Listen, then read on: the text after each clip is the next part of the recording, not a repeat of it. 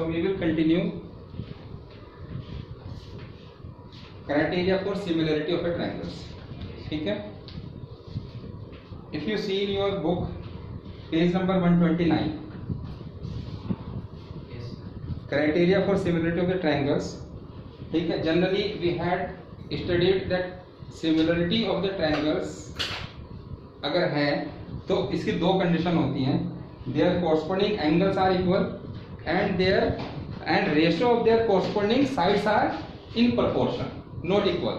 अगर इक्वल हो जाती हैं तो कॉन्ग्रुएंट बन जाती हैं, बट आर इन प्रोपोर्शनल और आर इन सेम रेशियो. ठीक है? इस बुक में यहाँ पर दो ट्रायंगल दिखाई हैं फिगर 6.22 पर, A B C and D E F. Open the book and check. ठीक है? अगर हमें दिया है कि दो ट्रायंगल्स हैं ये और दोनों सिमिलर हैं तो क्या हो जाएगा, अगर हम यहाँ बोर्ड पे भी देख लेते हैं, अगर ये दो ट्रायंगल हैं A B C and D E F तो ये सिमिलर हैं तो क्या होगा, angle A equal to angle D. Equal बोल रहे हैं यहाँ पर, ध्यान रखना, इसलिए मैंने एक एक निशान यहाँ पर लगा दिया. Angle B equal to angle E, so दो का निशान लगा दिया, मार्क कर दिया कि ये इक्वल है. Angle C equal to angle F. So अगर ये सिमिलर हैं तो ठीक है, एक तो ये क्राइटेरिया हो गया. दूसरा क्राइटेरिया क्या होता है कि this side divided by this side equal to this side, यानी कि AP divide by DE equal to AC divide by DF equal to BC divide by EF. Corresponding sides we have taken. ठीक है? उनका वो आपस में ratio जो हमने बनाया वो बराबर होंगे. ये दो कंडीशन होती है. यही चीज आपको यहाँ पे पेज नंबर 129 पर आर्टिकल 6.4 में समझाएंगे. अब ये क्या बोलता है इसके आगे, 130 पेज चेंज करेंगे कि जब हम किसी ट्रायंगल को सिमिलर प्रूव कर देते हैं तो उसको कैसे लिखते हैं. ठीक है? यानी कि साइन ऑफ द सिमिलरिटी. तो sign of similarity is like this. ठीक है? तो इसने पेज 130 पर ये बताया आपको स्टार्ट. देन इसने एक ब्लू बॉक्स में एक इंपॉर्टेंट चीज लिखी है जो हम ऑलरेडी डिस्कस कर चुके हैं कि जब भी हम सिमिलरिटी को डिफाइन करेंगे, यानी कि दो ट्रायंगल को नॉमिनेट करेंगे, उनको बताएंगे कि ये सिमिलर हैं, तो हमें ध्यान रखना है कि कोरस्पॉन्डिंग एंगल होने चाहिए वो. ठीक है? कोरस्पॉन्डिंग एंगल होने चाहिए, यानी कि जैसे मैंने यहाँ पर लिखा कि एंगल DPQ, एग्जांपल दे रहा हूँ, एंड एंगल DEF सिमिलर लिखा मैंने. इसका मतलब D जो एंगल होगा that will be corresponding to angle D, means common हो गया इस केस में. अगर मैं लिखता हूँ कि एंगल APC, मतलब this APC similar to DEF, तो ये पहले आएगा तो ये भी पहले आएगा राइटिंग में. जब सेकंड नंबर पर B अगर आता है तो सेकंड नंबर पर E ही आएगा, F नहीं आएगा. अगर F लिख देते हैं, यानी कि आप ABC और DFE लिख देते हैं, तो इसका मतलब क्या हो गया कि B के कोरस्पॉन्डिंग एंगल F बन गया. तो रेशो भी चेंज करनी पड़ती है. इसलिए ऑलवेज रिमेंबर कि आपने जो कोरस्पॉन्डिंग एंगल्स हैं उन्हीं के सीरियल में लिखना होता है ट्रायंगल का जो नॉमिनेशन करते हैं. सो वो इसमें ब्लू बॉक्स में समझाया आपको. ठीक है? इसके बाद ये एक एक्टिविटी देता है. एक्टिविटी क्या बोलता है, सिमिलरिटी की प्रूव करने के लिए एंगल की एक्टिविटी बता रहा है.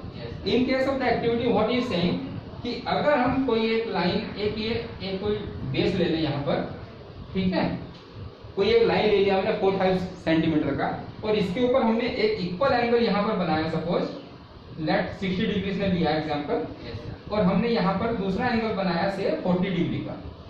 ठीक है? तो ये एक एंगल आएगा निकल करके जो ट्रायंगल एंगल सम प्रॉपर्टी से निकाल सकते हैं. दूसरा एक इसने ये मान लिया 3 सेंटीमीटर लिया था, अनदर यहाँ पे इसने 5 सेंटीमीटर लिया है एग्जांपल, और ये बोलता है कि ये 5 सेंटीमीटर लेने के बाद when I draw angle of the 60 degree here and 40 degree here, ठीक है, सो ये एंगल जो आता है ये सेम आएगा नंबर 1, और फिर इनकी जो रेशो होगी, this ratio divide by this ratio, this ratio divide by this ratio, मतलब this by this equal to this by this आएगा. ये बोलता है कंस्ट्रक्शन करके देख लें आप. तो ये बेसिकली आपका लैब मैनुअल में प्रैक्टिकल भी हो सकता है. ठीक है? कि अगर ये ऐसी कंस्ट्रक्शन करने के लिए लैब मैनुअल में आप एंगल एक्टिविटी को प्रूव करना है बाय कंस्ट्रक्शन, तो this is a method. You draw a line, one line is a shorter, another line is a bigger, make a similar angle. ठीक है? कोरस्पॉन्डिंग एंगल सिमिलर बनाते हुए 60 and 40, 60 and 40, you can make 30 and 60 also, and then measure the lines and then find the ratio. Measure this, find the ratio, so you will get the equal ratio. So that prove that ratio is equal, so therefore their angle is also equal. So this is the angle angle criteria की activity. अब हम उसका detail proof में जाएंगे। Criteria for similarity of the triangle, हम basically 3 type के criteria यहाँ study करेंगे। नंबर 1 एंगल एंगल एंगल, तीनों एंगल कोर्स बराबर दिखाएंगे तो हम बोल देंगे कि ये सिमिलर हो गया। अगर हम 2 एंगल भी प्रूव कर देते हैं कोई भी एक ट्रायंगल के सिमिलर, तो थर्ड अपने आप automatically bye angle sum property से वो इक्वल बन जाता है। देयरफॉर हम उसको बाय ए सिमिलरिटी के लिए बेस पर बोल सकते हैं they are similar. Another triangle, another we will study side side side similarity. अगर ये साइड इसके इक्वल हो जाती है, ये साइड इसके इक्वल हो जाती है, ये इसके इक्वल हो जाती है, तो इसका मतलब ये सिमिलर हो जाएंगी। और हम जानते भी हैं कि जो हमारा इक्विलेटरल ट्रायंगल होता है उसमें क्या होता है, तीनों साइड बराबर होती हैं। अगर हमने कोई 2 ट्रायंगल बनाया और दोनों इक्विलेटरल ट्रायंगल बना दिया और साइड उनके बराबर बना दिया, ठीक है, तो वो आपस में सिमिलर होगी। सिमिलरिटी SAS देखेंगे, साइड एंगल साइड, यानी कि 2 साइड और बीच के साइड जो बनाने वाली 2 साइड होंगी उनके बीच में जो एंगल बन रहा होगा, ये वाला एंगल अगर ये आपस में बराबर प्रूव कर देते हैं तो सिमिलरिटी क्राइटेरिया SAS आ जाएगा। ठीक, हाँ, यस सर। SSS और SAS तो कॉन्ग्रुएंट के भी क्राइटेरिया, हाँ, कॉन्ग्रुएंट के भी क्राइटेरिया है। बेसिकली हम क्या कर रहे हैं कि जो कॉन्ग्रुएंसी वाले क्राइटेरिया है उन्हीं के बेस पर सिमिलरिटी प्रूव करते हैं। बिकॉज कॉन्ग्रुएंसी एंड सिमिलरिटी में बहुत ज्यादा डिफरेंस नहीं है। डिफरेंस इज ओनली वन कि वहां पर हम क्या बोल रहे हैं कि जब एंगल कोरस्पोंडिंग बराबर होते हैं तो साइड भी बराबर होती हैं। ये हम कोरस्पोंडिंग में बोल देते हैं। लेकिन सिमिलरिटी में हम क्या बोलते हैं कि वो जो साइड होती हैं, जब एंगल कोरस्पोंडिंग में बराबर होता है तो साइड जो होती है वो प्रोपोर्शन में होती है। हम ये बोल रहे हैं। So similar criteria we are following whatever we are following in the congruency. ठीक है, now come to the AA similarity criteria. This is your theorem 6.3, page 131 NCERT book में दिया हुआ है। What is the statement, what is the theorem? Basically जब अगर आपको बोलता है, देखो कभी भी एग्जाम में नहीं आएगा कि 6.3 थ्योरम बताए, आपका एग्जाम में आएगा prove the AA similarity theorem of the triangle या prove the AA similarity criteria for the triangle. तीनों A लिख देगा या 2 A लिख देगा। अब आपका पूरा दिमाग आपका चल रहा है कि मैं इस पूरी, उसने तो एक लाइन में क्वेश्चन दिया है जो 5 मार्क्स में दे दिया है। अब आपने उसको 5 मार्क्स लेने के लिए पूरा आपने अपने दिमाग में कैलकुलेशन कर लेनी है, स्टेप्स बैठा देने की मैं कैसे इस थ्योरम को स्टार्ट करूंगा, कैसे एंड तक पहुंचूंगा। ठीक है, तो स्टार्टिंग आपकी क्या रहेगी? First you put the heading statement. ठीक है, क्योंकि उसने आपको स्टेटमेंट नहीं दिया, बाय द वे दे भी देता है, क्वेश्चन की फॉर्म में दे देगा, फिर वो थ्योरम प्रूव में देगा, फिर क्वेश्चन की फॉर्म में देगा, but that will part of the like a theorem only. ठीक है, अगर वो स्टेटमेंट दे भी देता है सपोज, तो भी आपने लिखना है। ठीक है, स्टेटमेंट क्या है? If in 2 triangles corresponding angles are equal, क्योंकि हम लोग AA क्राइटेरिया पढ़ रहे हैं, तो इसका मतलब हम ये मान के चल रहे हैं कि हमारे पास ये तीनों एंगल जो है बराबर है या 2 एंगल बराबर है। Corresponding angles are equal, then their corresponding sides are in the same ratio. ठीक है, that is are in the same proportion, hence the 2 triangles are similar। मतलब अगर आपके कोरस्पोंडिंग एंगल्स इक्वल हैं तब उनकी साइड्स जो है एक सेम प्रोपोर्शन में होंगी और उस कंडीशन पे हम लोग ट्रायंगल को सिमिलर बता देंगे। ठीक है, गिवन क्या दे दिया हमें? 2 ट्रायंगल दे दिया, ABC एंड DEF हमने मान लिया, फिगर बना देंगे साथ के साथ ही। हमारे पास गिवन में क्या है? 2 ट्रायंगल्स हैं ABC एंड DEF, और हमें क्या दिया है उसके अंदर कि कोरस्पोंडिंग एंगल्स इक्वल है। तो फिगर के हिसाब से कोरस्पोंडिंग एंगल लिख देंगे आप, A कोरस्पोंडिंग टू D यानी कि equal to D, B equal to E and C equal to F। Any point? No. ठीक है, अब हमें मान के चलते हैं because we have to prove this. हमने क्या एज्यूम कर लिया कि हमने जो 2 ट्रायंगल एज्यूम किया था ABC एंड DEF, इसमें से एक ट्रायंगल छोटी है, एक बड़ी है। This is our first assumption in this case and that is required. बिना उसके नहीं कर पाएंगे आप। एक ट्रायंगल को आपने छोटा मानना है, एक ट्रायंगल को बड़ा मानना है, तो ये भी हम यहीं पर लिख देंगे। लेट AB यानी कि जो साइड AB है वो आपकी DE से स्मॉलर है और AC जो है वो DF से स्मॉलर है। ठीक है, अब आपने क्या किया? प्रूव क्या करना है कि ट्रायंगल ABC और DEF आपकी सिमिलर है। साइन के साथ लिख दिया ताकि टाइम भी बचे। ठीक है, as much as possible sign use करो, जो यूनिवर्सल साइन है। कंस्ट्रक्शन क्या करेंगे? कंस्ट्रक्शन किया हमने कि ये जो साइड है AB, इसको इसमें से काट लिया। जितना AB दिया हुआ था उतना हमने यहाँ से एक निशान लगा करके P पॉइंट मार्क कर दिया या D से मार्क कर दिया। यानी कि सपोज अगर AB हमारी 3 सेंटीमीटर थी और ये हमारी 5 सेंटीमीटर थी, तो हमने किसी भी एक एंड से 3 सेंटीमीटर तक निशान लगा दिया। ठीक है, तो हमने क्या किया कि AB को DP के बराबर कर दिया, यानी कि D एंगल से D पॉइंट से हमने, अगर ये 3 सेंटीमीटर था, ये 5 था, तो यहाँ से 3 ऐसे मार्क कर दिया। तो इसलिए हमने ये सिंगल निशान लगा दिया। सिमिलरली AC हमारा छोटा था, DF बड़ा था, तो AC के इक्विवेलेंट हमने DQ को मार्क कर दिया, बाय कंस्ट्रक्शन किया। This is by we had done knowingly to come to the conclusion. ठीक है, सो हमने क्या किया यहाँ पर, mark point P on DE, this is the point P, this is the side DE, such that AB equal to DP, this side becomes equal to this side. ठीक है, and point Q on DF such that AC equal to DQ and this equal to DQ. Now you see in mathematics the symbols and that tells much more than to your writing. ठीक है, if you like that, if you draw the figure like this, put the symbols like this, put the symbol like this, then it will tell to the examiner, copy check करने वाले को, कि ये है जो इसने लिखा है यहाँ पे, अगर कोई वर्ड आगे पीछे भी हो गया, ठीक है, तो भी वो आपको मतलब इग्नोर कर देगा और मार्किंग पूरी कर देगा आपकी, क्योंकि आप यहाँ मेंशन कर चुके हो कि ये मेरी इसके बराबर है, ये इसके बराबर है, पर symbol you have tells basically told कि हाँ ये मैं करने जा रहा हूँ। ठीक है, सो कई बार ऐसा हो जाता है कि AC की जगह आपने कुछ और लिख दिया तो भी आपका चलेगा, but you make your finger, basically जैसे फिजिक्स में होता है या केमिस्ट्री में होता है, बायो में होता है कि आप कोई एक्टिविटी कर रहे हो या कोई फिगर बना रहे हो, उसको लेबल करते हो। ये भी लेबलिंग है, it is like labelling in mathematics, कि आपने फिगर बनाई है, उसको लेबल कर दिया आपने। ठीक है, मैथमेटिकली। सो अब हमने क्या किया, कंस्ट्रक्शन हो गया। Now come to the proof, start the proof your solution. Consider triangle ABC and DPQ, जो हमने इसमें से कट किया था, दैट एंड ये। अब हमें पता है कि AB इक्वल टू DP है, angle A equal to angle D given है, this angle that angle given है, AB equal to DP construction के बराबर हमने काटी है, बाय कंस्ट्रक्शन लिख दिया यहाँ पे, by construction, and AC equal to DQ by construction लिख दिया। आपने ब्रैकेट में ये जरूर लिखना है कि आप जो चीज को डिफाइन कर रहे हो किस बेस पे कर रहे हो, ये गिवन है, इनको ब्रैकेट में डालते चले जाओ। ठीक है, आपने जो लिखा है वो किस बेस पर लिखा है, मैथमेटिक्स में ये जरूर पूछा जाता है। ठीक है, AD A equal to D given था, लिखा है, AB equal to DP by construction है, AC equal to DQ by construction है। अब हमारे पास क्या हो जाता है कि जब एक एंगल बराबर हो जाता है और दो साइड बराबर हो जाती हैं, तो हमारे पास कॉन्ग्रुएंसी का एक क्राइटेरिया जो 9th में पढ़ चुके हैं, SAS, साइड एंगल साइड, यानी कि दो साइड और उनके बीच वाला एंगल। ऐसा नहीं कि एंगल ये प्रूव करते हैं और साइड ये करते हैं, that is not the theorem. Theorem says कि जो दो साइड कंसीडर करेंगे उन्हीं वाला एंगल आपका इक्वल होना चाहिए। इसका मतलब ये हमने देखो साइन चूकी का लगा दिया, this is that is because, this is because. ठीक है, ये लिखने के बाद हम लिख देंगे इसलिए, इसके बेस पर हम इसलिए लिख रहे हैं। ठीक है, क्या लिख रहे हैं कि triangle ABC congruent to triangle DPQ by SAS congruence criteria.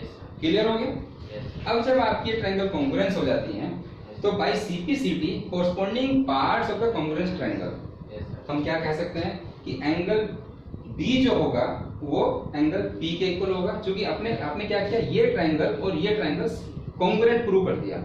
और कॉन्ग्रुएंट जब हम चैप्टर स्टार्ट किया था, हमने बोला था साइज सेम शेप सेम। जब साइज सेम शेप सेम तो all other things also same. So इसका मतलब दिस एंगल तो this angle, this angle become this angle, this angle becomes equal to this angle, यानी कि C becomes equal to Q। देखिए हमने क्या लिखा, angle B equal to P, ठीक है, angle C equal to Q। But हमें गिवन क्या था, अब वहां जाओ, बट हमें क्या था, angle B equal to angle E given था, और angle F equal to angle C given था। ठीक है, बाय गिवन इन दोनों से हम क्या लिख सकते हैं कि angle P becomes angle E, angle P becomes equal to angle E and angle Q becomes equal to angle F। ये हम लिख सकते हैं यहाँ पे। और जब हम ये लिख सकते हैं तो अब आपके पास क्या क्या चीज आ गई कि ये एंगल इसके बराबर, ये एंगल इसके बराबर और ये कॉमन। तो इसका मतलब अगर आप केवल इस ट्रायंगल को कंसीडर करेंगे तो एक तो ये ट्रायंगल है और एक ये फुल ट्रायंगल है आपके पास, ये दोनों क्या हो जाएंगे, सिमिलर हो जाएंगे। तो हमने क्या लिख सकते हैं, thus in triangle DPQ and DEF, okay, angle D is common, again we had given a reason, D is common, angle P equal to angle E and angle Q equal to angle proved above. लिख भी सकते हो भाई equation इतना, ये proved above अगर लिखना चाहो तो हमारा क्या हो जाएगा कि एंगल PQ जो साइड है ये वो इसके पैरेलल हो गई। जब ये इसके पैरेलल होगी तभी तो हम इसको बताएंगे कि इसके सिमिलर आएगी, क्योंकि ये भी तो एक क्राइटेरिया है। अब हमने क्या बोल दिया कि PQ पैरेलल टू EF, किस बेस पे बोला? Converse of the BPD, all corresponding angles are equal कर दिया हम लोगों ने, ठीक है। तो कन्वर्स ऑफ BPD हमने यूज करके बोल दिया कि ये साइड इसके पैरेलल हो गई, और जब ये इसके पैरेलल हो गई तब हम इसके सिमिलर बोलेंगे। बीपीटी क्या बोलती थी? बीपीटी तो ये बोलती थी कि लाइन पैरेलल होनी चाहिए तभी वो कोरस्पोंडिंग साइड्स बराबर होंगी। तो हमने क्या बोला कि ये सिमिलर हो गई। अब यहाँ पे हम चाहे तो लिख भी सकते हैं कि जो सिमिलरिटी आई है ये बाय बीपीटी आई है। अब अगर ये सिमिलर हो जाती हैं तो हम इनकी रेशियो बना देंगे, this DP upon D and DQ upon DF, equation 1 दे दिया। But DP equal to AB है बाय कंस्ट्रक्शन, है ना, and DQ equal to AC है बाय कंस्ट्रक्शन। तो इसको रिप्लेस कर दो, यहाँ पे डीपी की जगह एबी लिख दो और डीक्यू की जगह एसी लिख दो। तो इक्वेशन नंबर 2 आ गई AB upon DE and AC upon DF. अब हमारे पास इस और इसमें रिलेशन आ गया, देखो एबी अपॉन डी यानी कि this upon this and AC upon DF यानी कि दिस एसी अपॉन डीएफ आ गया। सिमिलरली हम क्या कर सकते हैं, अब आगे नहीं प्रूव करना है, तो देखो similarly we can prove that AB upon DE, this AB upon DE is equal to BC upon EF लिख सकते हैं। बट उसके लिए पूरा थ्योरी करना पड़ेगा, इसलिए हमने क्या कर दिया, सिमिलर लिख दिया, ठीक है। सिमिलरली वी कैन प्रूव, अगर हम इसको प्रूव करना चाहेंगे तो we have to do all this part and taking this parallel line ऐसे ना लेकर के हमें ऐसे लेनी पड़ेगी, ठीक है। AB अपॉन DE लेनी पड़ेगी और फिर जाकर के हम इसको BC अपॉन EF पर आएंगे। So similarly we can write, we can prove that AB upon D is equal to BC upon F, and from equation 2 and 3 what we can write, AB upon D equal to AC upon DF equal to BC upon EF, यानी कि AB upon this D and AC upon this DF and BC upon EF। और जब हम ये लिख देंगे तो इसका मतलब हम क्या कह सकते हैं कि ये जो ट्रायंगल है ये ट्रायंगल सिमिलर होगा, ठीक है। बेसिकली क्या होगा कि आपको ये चीजें कुछ हद तक तो मगअप भी करनी पड़ती हैं। ट्रायंगल वाले चैप्टर में जितनी भी थ्योरम्स हैं ये ऑटोमेटिकली नहीं आएंगे, इनको आपने मगअप भी करना पड़ेगा और एक्सपीरियंस यानी कि प्रैक्टिस के बेस पे आप इनको यूज टू भी हो जाएंगे। क्योंकि जब इन्हीं के बेस पर क्वेश्चन करेंगे, नंबर ऑफ टाइप्स का क्वेश्चन दिया जाएगा, कई बार आपको ये लाइन जो है यहाँ ऐसे दे दी जाएगी, कई बार वो लाइन ऐसे दे दी जाएगी, फिर आपसे रेशो पूछी जाएगी। जब आप इस टाइप के क्वेश्चन करेंगे तो आपको थ्योरम करने में आसानी हो जाएगी। So you have to do the as much as practice, ठीक है, then only you will be able to solve the theorem. Otherwise तो कहीं ना कहीं गलती कर देंगे, बहुत सारे ट्विस्ट हैं, ठीक है। क्वेश्चन में जनरली ट्विस्ट कम होता है, थ्योरम में ट्विस्ट ज्यादा होता है, इसलिए थ्योरम तो हमेशा जनरल मगअप ही करनी पड़ती है, ठीक है। तो you have to go step wise, then only will success. अभी इसमें क्या बोलता है, इसको हमने ए यानी कि तीन एंगल कोर्स इक्वल का बेस में क्राइटेरिया दे सकते हैं या फिर ए भी दे सकते हैं। बिकॉज आपकी बुक में आगे इसमें रिमार्क दिया है, रिमार्क देखिए आप पेज 131 पर, if the two triangles of angle, if the two angles of a triangle are respectively equal to the two angles of the another triangle. क्या बोलता है, अगर दो एंगल एक गिवन ट्रायंगल के किन्हीं भी दो एंगल्स के बराबर हो जाते हैं अनदर ट्रायंगल के, then by angle sum property of the triangle the third angle will also become equal। Clear है? तो पता है हम लोग कि अगर दो एंगल आपस में दो ट्रायंगल के बराबर हो गए तो थर्ड अपने आप ही ऑटोमेटिकली बराबर हो जाएगा, जो कि 180 माइनस दिस प्लस दिस और 180 minus this plus this value same, क्योंकि sum of the all three angle are 180 in all the triangles.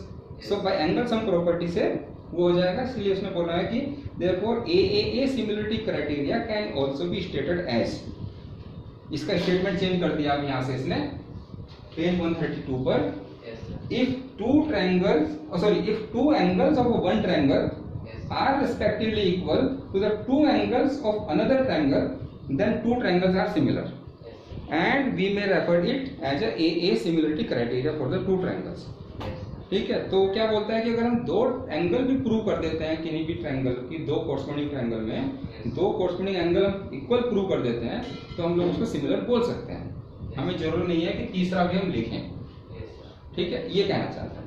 ठीक, अब ये क्या बोलता है इसके आगे कि हमने अभी क्या प्रूव किया कि अगर हमारे पास तीनों एंगल कोरस्पॉन्डिंग एंगल तो इक्वल हैं तो वो सिमिलर होंगी। क्या इसका कन्वर्स भी पॉसिबल है? क्या इसका कन्वर्स भी पॉसिबल है? सो इसका कन्वर्स पॉसिबल है, उसको हम स्टडी करेंगे नेक्स्ट में। और इसका converse basically side similarity criteria बन जाता है। जब हम एंगल का कन्वर्स करना चाहते हैं तो that become the criteria of similarity by side. So इसका मतलब इसका कन्वर्स जो आएगा वो साइड के हिसाब से करेंगे और एसएस क्राइटेरिया होगा जो हम नेक्स्ट लेक्चर में करेंगे। एंड उस एसएस क्राइटेरिया को कन्वर्स ऑफ ए भी कहा जा सकता है। ये है मेरा मतलब कहने का। जो आपका थ्योरम 6.4 है इसमें हम यहाँ पे लिखेंगे हेडिंग एसएस क्राइटेरिया और कन्वर्स ऑफ ए या एंगल सिमिलरिटी क्राइटेरिया। ठीक है, इसके लिए इसने एक एक्टिविटी दिया है। एक्टिविटी बुक में चेक कर लो, 2 मिनट लगेगी। Activity 5 page 132। Yes sir. ये क्या बोलता है कि दो ट्रायंगल ड्रॉ करें ABC and DEF। Yes sir. और इसने डायमेंशंस दे दिया इसमें। Yes sir. ठीक है, because he want to tell us कि आप रेशो निकालें। तो इसलिए इसने डायमेंशन ओपन किया। इसने बोला AB आप ले लें 3 centimetre, BC 6 centimetre and AC 8 centimetre ले लें। और अनदर ट्रायंगल जो लेंगे वो इसके सम मल्टीपल फैक्टर के हिसाब से ले लें। ठीक है, इसके कुछ मल्टीपल फैक्टर के हिसाब से ले लें। तो इसने क्या किया, इसमें 1.5 का मल्टीपल फैक्टर लगा करके हर डायमेंशन को दूसरी ट्रायंगल की डायमेंशन निकाल दिया। देख रहे हैं आप, 3 सेंटीमीटर का 1.5 मल्टीप्लाई करने से 4.5 आ जाता है। बिकॉज हमें रेशो प्रूव करनी है, दैट्स व्हाई मल्टीपल फैक्टर ले लिया। तो 3 into 1.5 से 4.5 ले लिया। सो AB 3 है तो DA 4.5 हो गई। BC हमारी 6 है तो इसने उसको 1.5 से मल्टीप्लाई किया तो 9 आ गया। तो 9 आ गया। ठीक है, उसके बाद AC हमारी 8 है, 1.5 से मल्टीप्लाई करेंगे तो 12 आ जाएगा। तो इसने आपको बोला कि आप दो ट्रायंगल ड्रॉ करें, एक ABC जिसकी डायमेंशंस होंगी 3, 6 एंड 8, दूसरी डायमेंशंस रहेंगी DEF ट्रायंगल की 4.5, 9 एंड 12। अब इसकी कोरस्पॉन्डिंग साइड्स का रेशो लिखें।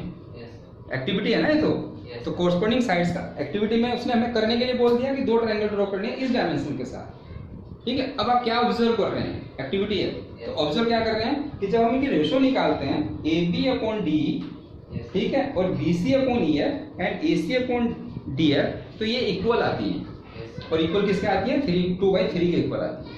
किसके आती है, 2/3, यानी कि AB/DE is equal to 2/3, BC/EF equal to 2/3 and CA/FD equal to 2/3। अब जब हम इनका एंगल मेजर करते हैं तो वो एंगल भी हमारे इक्वल आते हैं। That is activity. ठीक है, रेशो निकाला और जब एंगल मेजर किया तो वो भी हमारे इक्वल आ गए। तो इसका मतलब क्या हुआ कि साइड बाय साइड जो क्राइटेरिया है, यानी कि एंगल क्राइटेरिया का कन्वर्स प्रूव हो गया किस्म से। हमने साइड प्रोपोर्शनेट खींची थी और एंगल प्रूव कर दिया। दैट बिकम कन्वर्स ना। यहाँ हमने एंगल इक्वल खींचा था, कंसीडर किया था, रेशो प्रूव किया था ना। इसमें क्या करते हैं एक्टिविटी में, आपको साइड प्रोपोर्शनेट ड्रॉ कर दिया और एंगल प्रूव कर दिया, तो इट बिकम्स अ कन्वर्स। यही चीज हम आगे कल नेक्स्ट चैप्टर में करेंगे। ठीक है, दो बचेंगे इसकी क्राइटेरिया, एक SSS एक SCS। ये दो क्राइटेरिया करने के बाद पाइथागोरस थ्योरम बचती है, वो हम चाहे लास्ट में करेंगे, फिर इनकी 2 एक्सरसाइज कर लेंगे। ठीक है, 2-3 कर लेंगे। और अदरवाइज तो पाइथागोरस थ्योरम का भी कंटिन्यू करते हैं। थ्योरम 2 थ्योरम उसके अंदर है, एक 2 थ्योरम है, वो भी कंटिन्यू करते हैं। Then we do the exercise, है ना। ओके।